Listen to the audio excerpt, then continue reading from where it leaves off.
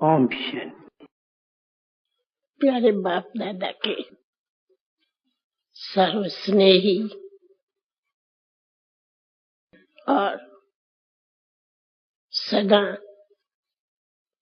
अपने अपने तीव्र पुरुषार्थ में तत्पर हुए बाबा के योगी बच्चे बैठे हो। हर एक अपने अपने दिल से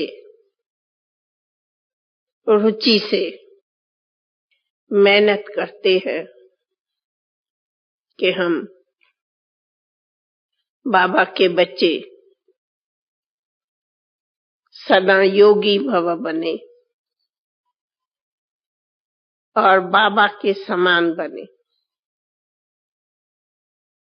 अथवा जो भी पास्ट के कर्म विकर्म के बोझे है उनको समाप्त करें, अर्थात कर्मातीत बने। अपने अपने नंबरवार पुरुषार्थ अनुसार सभी दिल से ये मेहनत कर रहे हो तो जरूर अनुभव भी करते होंगे कि हमारी कर्मातीत स्थिति क्या होती है या किसको कही जाती है। कई पूछते हैं कि वास्तव में अपनी प्रैक्टिकली स्थिति का कैसे अनुभव करें कि हमारे कर्मों का बोझा भी खत्म होता जाता है। तो इनका जवाब हमेशा मैं देती हूँ कि हमारे ज्ञान अथवा योग का अर्थ ही है परिवर्तन की शक्ति। ज्ञान का मतलब ही है परिवर्तन की शक्ति। ज्ञान बुद्धि से परिवर्तन करता। पहला तो परिवर्तन हो जाता है कि जो बहुत काल से बहुत जन्मों से देह अभिमान में थे, तो पहले तो परिवर्तन हमारा होता है कि हम वास्तव में आत्मा है न कि देह है। और इसी परिवर्तन की शक्ति से ही हमारे सारे ही विचार कहो, मनसा कहो, वाचा कहो, कर्मणा कहो, परिवर्तन होती। ऐसे ही योग की शक्ति का भी अर्थ ही है योग माना भी परिवर्तन की शक्ति। योग हमें वो परिवर्तन की शक्ति देता जिससे हम अपने इंद्रियां जीत बने और उनसे भी पहले हमारे मनसा के सूक्ष्म व्यर्थ संकल्प जीत बने। पहले योग का अर्थ समझते थे कि योग माना मन को अमन करना, दमन करना, परंतु अभी हम जानते हैं कि हमें मन को दमन नहीं करना पड़ता, परंतु व्यर्थ संकल्पों को शुद्ध संकल्प में परिवर्तन करना पड़ता। अर्थात योग ने हमें मनसा पर, व्यर्थ संकल्पों पर, वृत्तियों पर कंट्रोल करने की शक्ति देता। तो सबसे पहले खुद का चार्ट रोज ये चेक करना पड़ता कि मेरे मनसा के व्यर्थ संकल्पों की कहाँ तक स्थिति बदल गई है। ज्ञान ने बताया व्यर्थ क्या होता है, वेस्ट थॉट्स क्या होता है। बुरे माया के संकल्प क्या होते, वृत्तियां क्या होती, ये ज्ञान से हमें जानकारी मिली है। हम समझते हो कि ये बात तो हर एक अच्छी तरह से जानते कि बुरे संकल्प किसको कहते, बुरी मनसा किसको कहते। चाहे बुरे काम की वृत्तियां रहती है, चाहे किसी दूसरे के प्रति बुरी वैर विरोधों की भावना होती है, चाहे किसी के प्रति हमारी दुश्मनी को नफरतें होती है, अथवा कोई भी वस्तुओं में तीसरा आसक्तियां होती है, कोई भी प्रकार की आकर्षण है, ये सब है बुरे भावनाएं। जितना जितना मनसा में बुराई होगी, उतना उतना देह का अभिमान अथवा अहंकार भी बढ़ता जाएगा। इसलिए ये जितनी भी हमारी मनसा की वृत्तियां शुद्ध नहीं होंगी, उतना उतना सूक्ष्म हमारे कर्मों का बोझा बढ़ता जाता। इसलिए हमारे को सबसे पहले बुद्धि की ये चेकिंग रखनी पड़ती कि हमारी बुद्धि कितनी साफ, स्वच्छ, शुद्ध, पवित्र है, स्व के प्रति भी, दूसरों के प्रति भी। जैसे मिसाल साइंस के सभी साधनों में देखते हैं कि हर बात में लाइन क्लियर चाहिए। अगर लाइन कहाँ भी कोई क्लियर नहीं होगी तो हमें कुछ भी क्लियर नहीं मिलेगा। ये साइंस भी बड़ी सूक्ष्म में जाती, सब बातों की कितनी वायरलेस वगैरह क्लियर सूक्ष्म में करती है, परंतु उनसे अति सूक्ष्म हमारी बुद्धि की लाइन है। तो सबसे पहले हमारे को देखना है कि मैं अपने अपने अपने पुरुषार्थ से मैं संतुष्ट हूँ, सेटिस्फाई हूँ। पुरुषार्थ माना कि मैं अपनी इंद्रियों का अपना विजयी हूँ, इंद्रियां जीत हूँ, चाहे दृष्टि की, चाहे वृत्ति की, चाहे वाचा की, चाहे कर्मणा की, चाहे लौकिक में, चाहे अलौकिक में, चाहे व्यवहार में, चाहे परमार्थ में।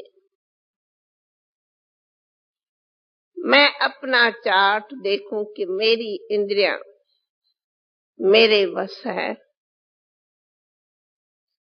जीत है, या इंद्रियां से ही मेरी हार। मिसला कई मेरे से कहते हैं, इंद्रिय सुख की क्या अनुभूति होती। मैं कहती हूँ अति इंद्रिय सुख का अर्थ ही है इंद्रिया जीत का सुख। इंद्रियां जीत रहेंगे तो अति इंद्रिय सुख होगा, इंद्रियां जीत नहीं तो अति इंद्रिय सुख भी नहीं अनुभव करें। क्यों? आत्मा इंद्रियों से परे है, ऊपर है। इंद्रियां स्थूल है, आत्मा उनसे अति सूक्ष्म ऊपर है। और फिर आत्मा के ऊपर प्यारा बाबा है। तो अगर आत्मा अपने नीचे इंद्रियों के ही अधीन है तो मेरा बाबा कहते भी उनका सुख का अनुभव नहीं कर सके। परंतु जब इंद्रियां जीत रहेंगे तो आत्मा अपने बाबा के ही याद के सुखों को अनुभव करती है। जितना जितना आत्मा अपने बाबा के संबंधों में रहेंगी, उतना उतना सुख का अनुभव करेगी। तो कई फिर पूछते हैं बाबा के सर्व संबंधों का अनुभव कैसे हो। हम कहती हूँ बाबा कोई स्थूल नहीं जो मैं कहूँ बाबा मेरे फलाने संबंध से विशेष मैं याद करूं, या स्थूल नहीं जो विशेष उसी स्थूल के संबंध से मैं उनसे मिलूं या अनुभव करूं, परंतु बाबा एक ऐसी ही प्यारे से प्यारी वस्तु है जो जैसी तरह से मैं उनको संबंध में चाहूं वैसे मैं संबंध में उनको पाऊं। बाबा हैं, बाप हैं, तो वर्षे का अनुभव मिलता है। माता है तो प्यार की पालना मिल जाती है। सखा है तो ऐसे लगता जैसे हमारा सच्चा वही दोस्त है। माशूक है तो लगता है कि एक के सिवा दूसरा दुनिया में मेरा कोई है ही। ऐसे कई प्रकारों से अपने सर्व संबंधों का अपनी आत्मा में एक बड़ी विशेष अनुभूति रहती, और ये सभी भी तभी होता है जब विशेष एक बात ये जरूर अपने ध्यान रखें कि बाबा ने हमें सबसे पहला बहुत बहुत सरल लेसन दे रखा है, जैसा मैं बाप हूं वैसे तुम बच्चे हो। ये है बहुत बड़ा सरल लेसन। हम इसी लेसन से अपने को बहुत आगे अनुभव करती हूँ या उड़ती हूँ कि जैसा मेरा बाप वैसे मैं आत्मा बच्चा हूँ। भक्ति में ये समझा वो बहुत ऊंचा है, हम नीच हैं, और ज्ञान ने हमारे इसी ऊंचाई नीचाई की खाई को भर दिया, और जैसा बाप है वैसे हम बच्चे हैं। जो बाप का घर है सो हमारा घर है, जो बाप की शक्तियां हैं वही हमारी शक्तियां हैं, जो बाप के गुण है वे हमारे गुण हैं। तो जब ही ऐसा अपने को इतना ही समान में बाबा के समीप में देखते तो ऑटोमेटिकली वो बाप की शक्तियां कहो, गुण कहो, सूक्ष्म संस्कार करो, खुद में भर जाता। तब मुझे कई बार एक बात पर बहुत बहुत तरस पड़ता, अथवा दिल में एक बात मुझे कभी कभी सुनने में लगती। कई बाबा के मीठे मीठे बच्चे पुरुषार्थ से थक जाते तो क्या करूं, मेरे में ये कमजोरी है, मेरी कमजोरी खत्म नहीं होती। मैं कहती हूँ या कहता हूँ ना, मैं कमजोर हूँ, मेरी ये वीकनेस है, मैं ये कमजोर हूँ, मैं चलते चलते थक जाती हूँ या थक जाता हूँ और सारी मेरी बैटरी वीक हो जाती है। मेरे में वो शक्ति नहीं, मेरे में वो उमंग नहीं, मेरे में ये मेरी बातें वो पुरानी अज्ञान दुनिया की फिर करने लग जाते। तो जब मैं किसकी ऐसी भाषा सुनती हूँ तो मुझे बड़ी दिल में एक क्या कहूँ, कैसे शब्द से कहूँ कि वो लगती है कि यह आत्मा इतना अपने को क्यों निर्बल कर रही है, जबकि निर्बलों को बल देने वाला बलवान बाबा मिला, तो ये अपने को निर्बल क्यों कर रही है। ये क्यों कहती मेरी बैटरी वीक हो गई है, बस चलती ही नहीं, खड़े हो जाते हैं। वो ड्राइवर कौन सा जो अपनी बैटरी को सदा चार्ज करके न रखे, कमजोर क्यों करे। इसलिए बाबा ने हमें बहुत इसकी रोज की विधि दे रखी है कि रोज अमृत वेले तुम मेरे से शक्ति लो, रोरहान करो, अथवा ये ज्ञान की मनन चिंतन की पढ़ाई पढ़ो। ये बाबा ने इतनी बड़ी रोज की विधि दे रखी है जो वास्तव में हम जैसे बाबा के स्टूडेंट्स को, बच्चों को ये कभी नहीं बाबा के सामने में कहना चाहिए, जो लेना देना चाहिए, ये बात करनी चाहिए। कहूं ओ बाबा तू कौन है, कहूं ओ बाबा तू क्या है, बाबा बाबा करूं, इतना बड़े प्यार से ऊंचे बाबा को ऊंची दृष्टि से दिल में समाऊं और कहूं फिर सामने में, बाबा मेरे में तो ये बड़ी कमजोरियां है, मैं कहती हूं मैं कमजोर हूं। मुझे कई बार ऐसे लगता है जैसे कि हम किसी तरह बाबा को ये कह करके, कहूं क्या क्या शब्द के इंसल्ट करते हैं। हो तुम अथॉरिटी, मैं हूं तुम अथॉरिटी के बच्चे, और पर मैं हूं निर्बल, तो ये क्या हुआ। बाबा आप हो अथॉरिटी, पर मैं बच्चा हूं निर्बल। No authority, no light, no might, no nothing. ये तो ऐसे ही है जैसे राजा का बेटा कहे तू तो भले राजा हो परंतु मैं तो कंगाल का कंगाल, तू बादशाह है परंतु मैं फकीर हूं, तू दाता है परंतु मैं मोहताज हूं। क्यों कहे। तो मुझे कहते नहीं, जो बात सही है सो बोलते हैं ना, बाबा को न कहें तो किसको कहे, सच्ची तो बोलते हैं ना।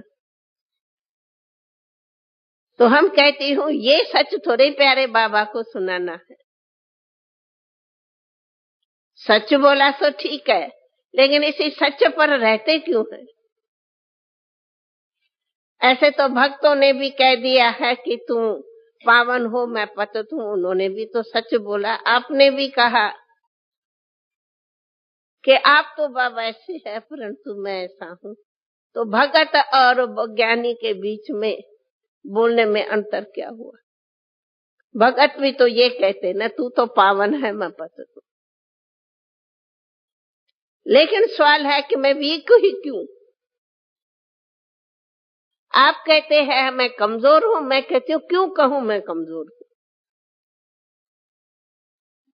अगर हम बाबा के बच्चे, जो कलप पहले संगम युग के ब्राह्मण बच्चे, जो करोड़ों में को बच्चे, जो बाबा के नैनों के नूर बच्चे, जो ब्रह्मा के मुख के अडॉप्टेड बच्चे, जो हम बाबा के योगी भव बच्चे, ज्ञानी भव बच्चे, वे भी आज बाबा को कहें कि आप तो हैं लेकिन हम तो बहुत वीक हैं।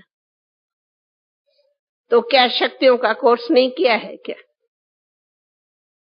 पहले तो जो कोर्स कराते, योग शिविर करते, उसमें तो बताते ना कि योग से अष्ट शक्तियां मिलती है।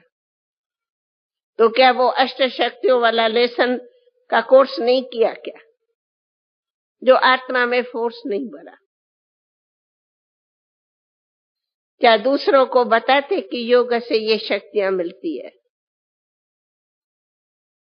सिर्फ बताने तक मिलती है या अनुभव तक भी मिलती है। आत्मा में बैलेंस की शक्ति नहीं आई है क्या। आत्मा में समाने की शक्ति नहीं आई है क्या।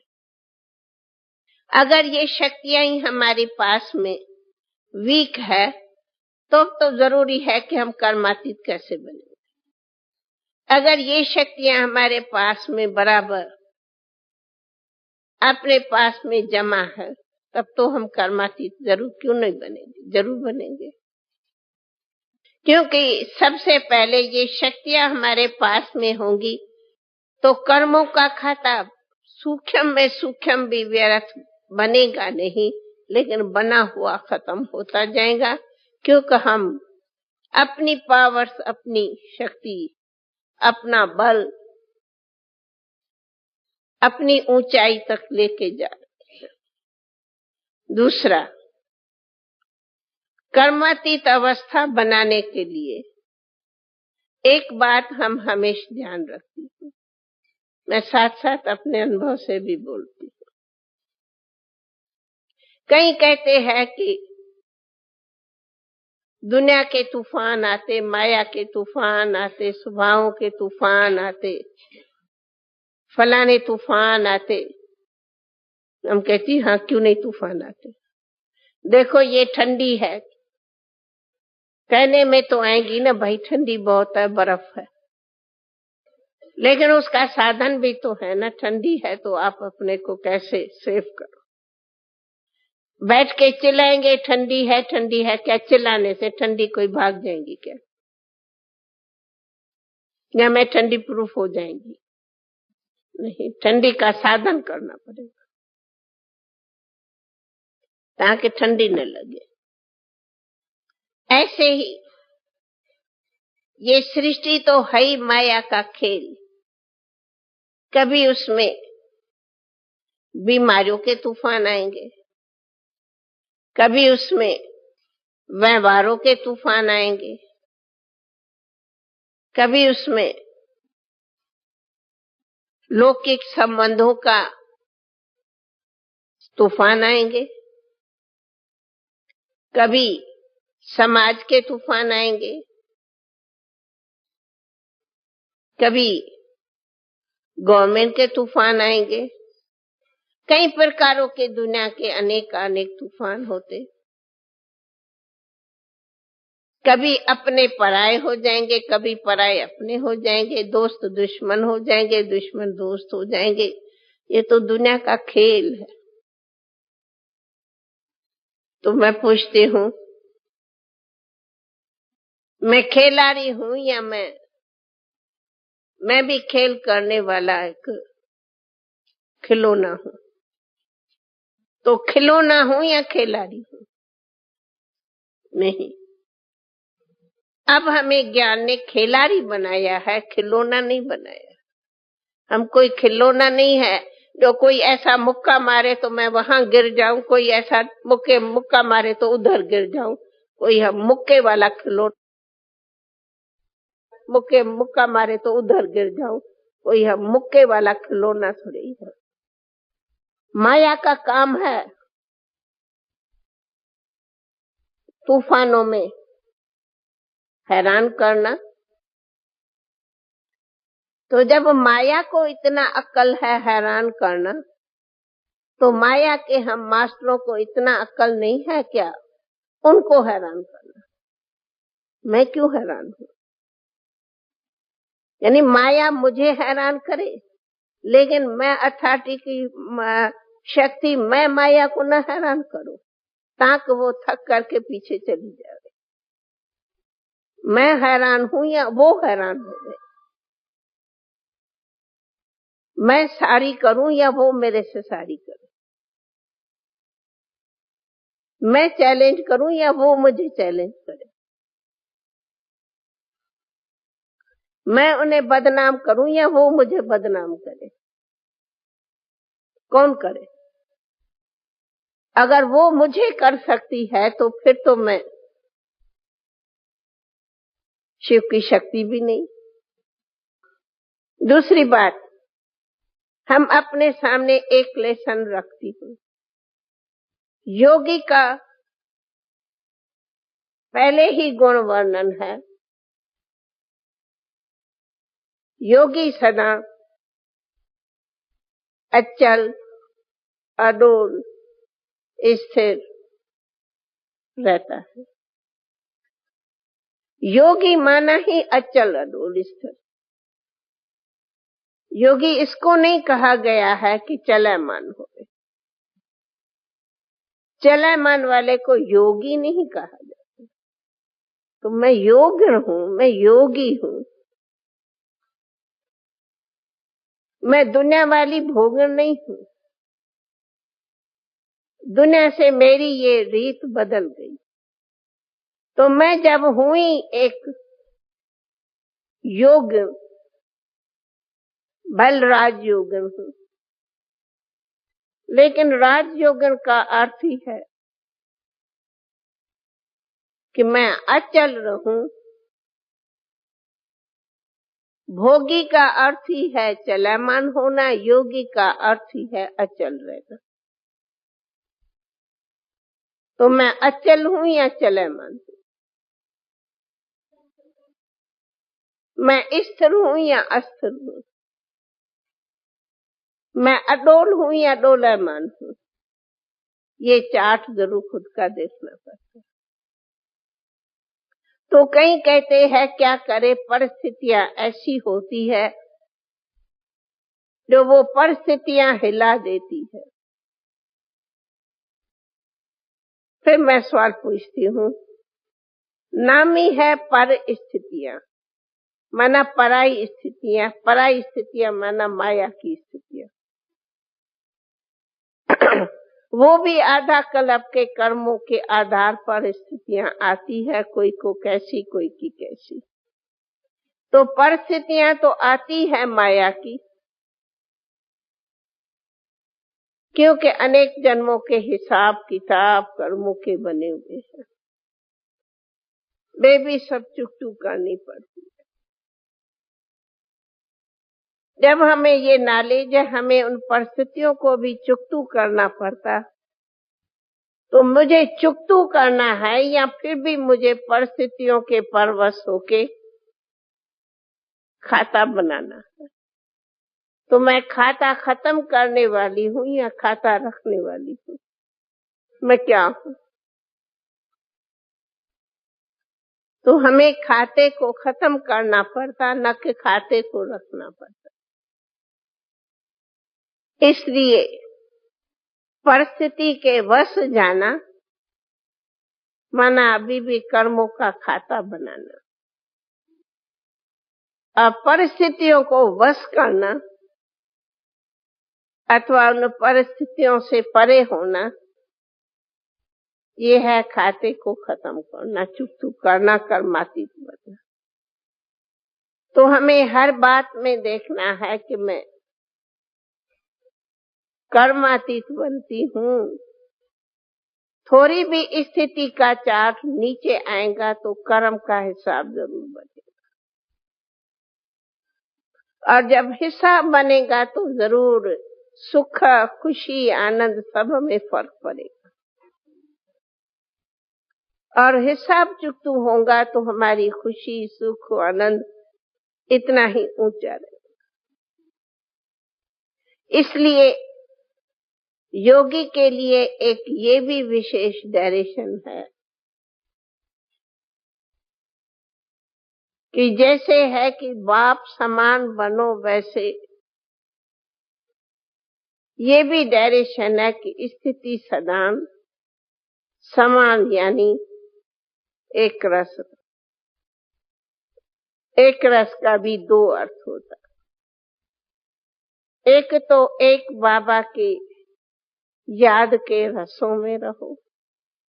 तो जो एक बाबा की याद की रस लेता रहता,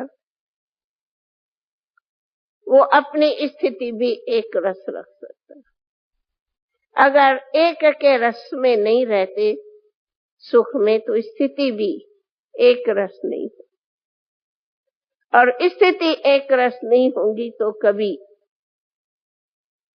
थोड़ी खुशी, कभी बहुत खुशी, कभी गम, कभी उदासी, कभी रोना, कभी आंसू बहाना, कभी मन का रोना, कभी नैनों से रोना, कभी उदास हो जाना, कभी मूड ऑफ हो जाना, कभी उमंग में आना, कभी उमंग छोड़ के नाव में दो के बैठना, कभी तरंग आएंगे, कभी नहीं आएंगे, सुस्त हो जाएंगे, रुचि टूट जाएंगी।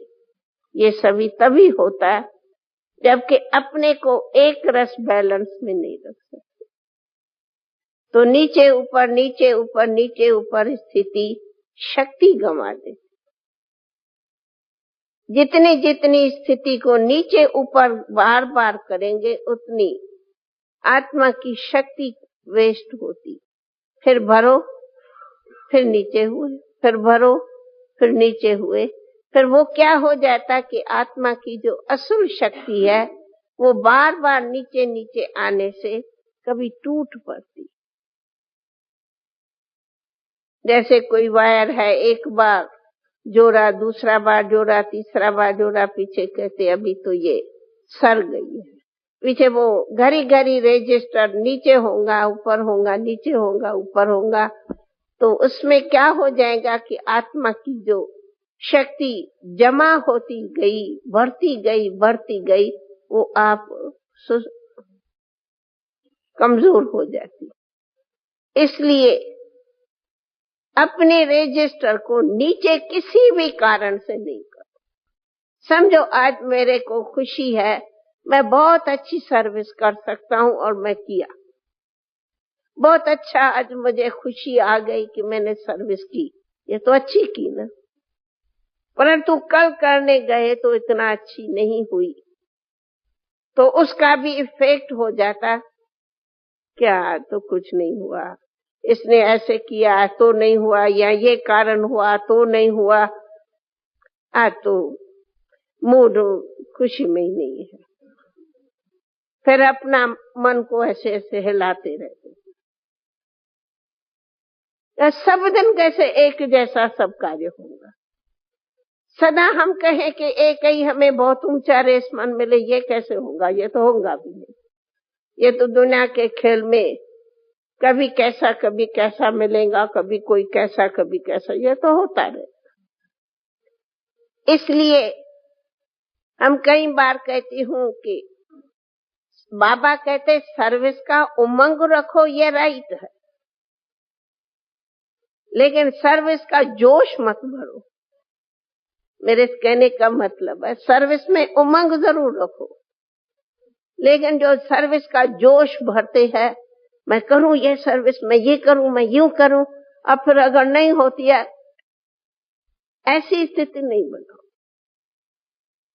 सर्विस करना ये हमारा कर्तव्य है।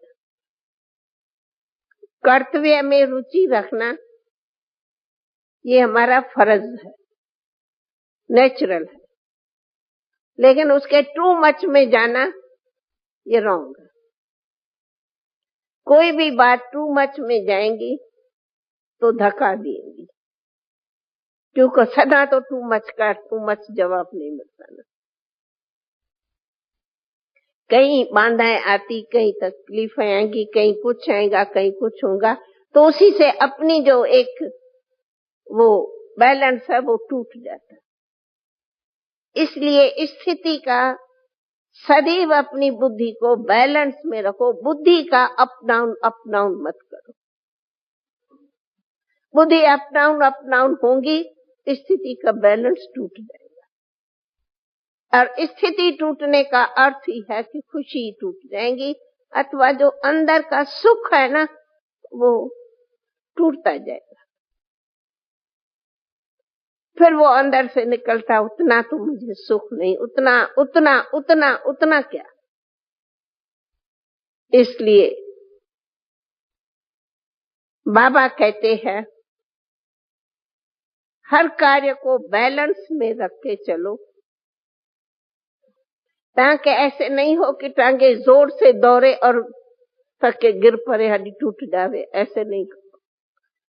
चलो जितनी शक्ति है उतना चलो, लेकिन दोनों प्रकार से बैलेंस से चलो।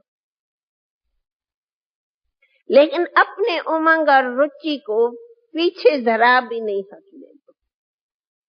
दूसरा, फिर कहती हूँ कर्मातीत बनने का साधन ही है कि जो भी सब अष्ट शक्तियां कहो और जो भी सब शक्तियां हैं, वे मेरे पास में सदा भुजाओं में फुल रहनी चाहिए। कहा ही जाता है अष्ट शक्तिधारी।